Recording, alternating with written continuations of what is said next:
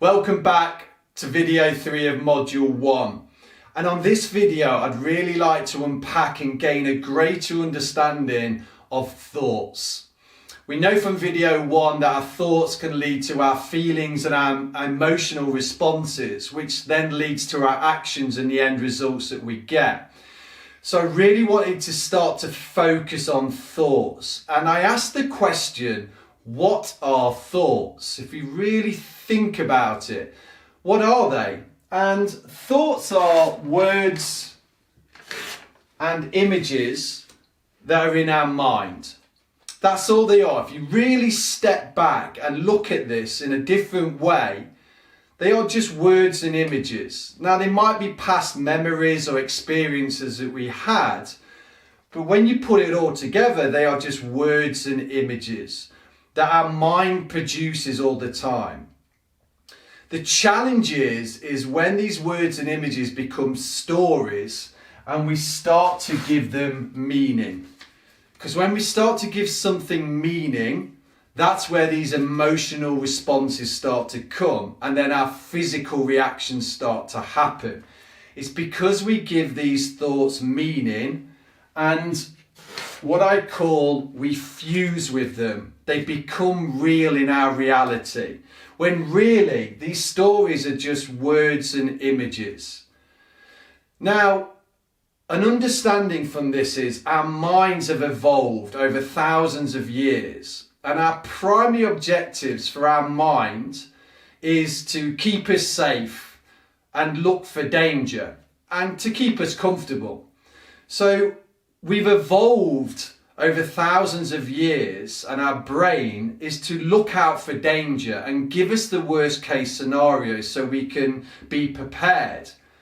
Now society's changed, so what happens now is our mind is constantly feeding us these images and words to watch out for danger and to keep us safe, but a lot of the time this isn't true. And if I look back now, how many thoughts and images that came into my head that just weren't true, but they became real, and these created this stress and this worry and this anxiety. So it's really important now that we start to understand what thoughts are and to start to step back and say, well, actually, thoughts at the moment are just words and images. It's because I give them meaning and I fuse them to my reality that then the reactions and the emotions start to come forth. Now, it's something that really helped me on my journey and really helped me face my adversity was the concept of two minds. And we have two minds. We have what I call the watching mind, but also we have the thinking mind. Now, the watching mind, the observation mind, the attention and the focus, this is the part of the brain that helps us focus and step back and observe things. It's always in play. And our thinking mind is the one that's running all the time. This one's that's giving you the dialogue. This helps you plan. It brings our imagination, but it also brings judgment and it brings comparison. And this is constantly in play, the thinking mind. And we normally call the watching mind or the observation self-awareness. So back to video 1, this is the skill that we've got to really start practicing, is engaging the watching mind, being able to step back and give distance to these thoughts and really start to understand what the thinking mind's doing. What is it thinking? What images is it putting into our head? And then what effect is that having on us? So the more we can engage our watching mind, the more we can start to see things as they are. And we can start to create distance. But it's also not about controlling these thoughts. I'm a big believer on acceptance. So where before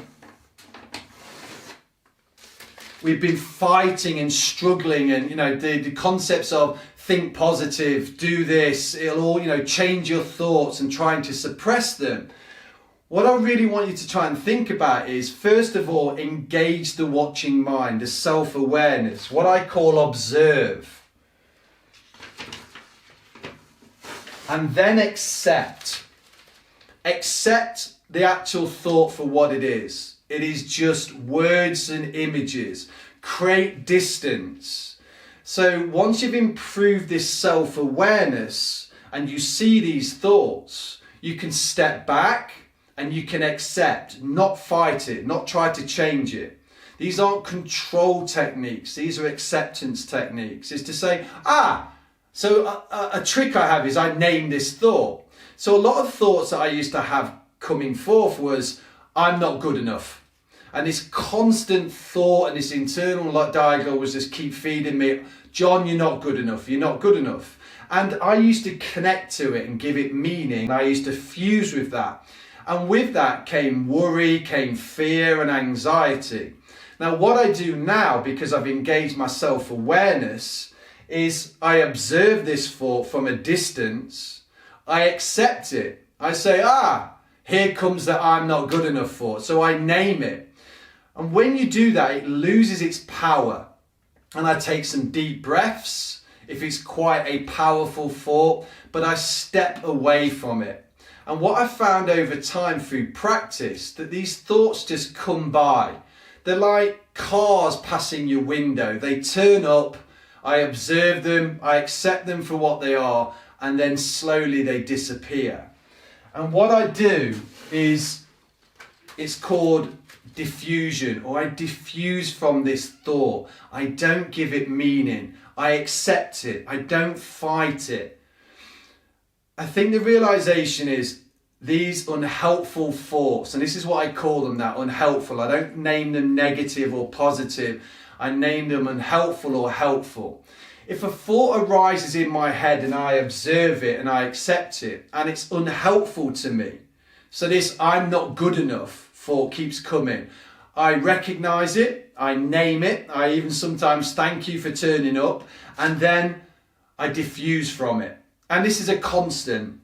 This never goes away.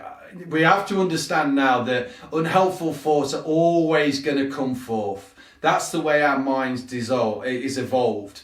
It's evolved to watch out for danger, to identify danger and keep us safe. So trying to struggle with these unhelpful thoughts or deny them, I don't think is a great strategy. The strategy of acceptance and then diffusion is a much better strategy and something that you can put into play at any time. But the trick is engage the watching mind. So there's two now. There's the watching mind and the thinking mind. The thinking mind is constantly on the go. It's like a radio in the background. It's grabbing our attention. It's giving us these words and images in our head. And this is where we lose our attention. You know, we pick up the phone, we get distracted by the distractions. Step back and engage the watching mind. And it's a powerful thing, self-awareness, because then you can choose to accept and diffuse. So something to really practice on here now is the art of observation, acceptance and diffusing from the actual words and the images. And again, these are just words and images. These create the stories, and it's the story you give it because of the meaning, and you fuse it into your reality. So guys, I hope this helps. Thank you for your time, energy and focus, and I'll see you on the next training video. Bye for now.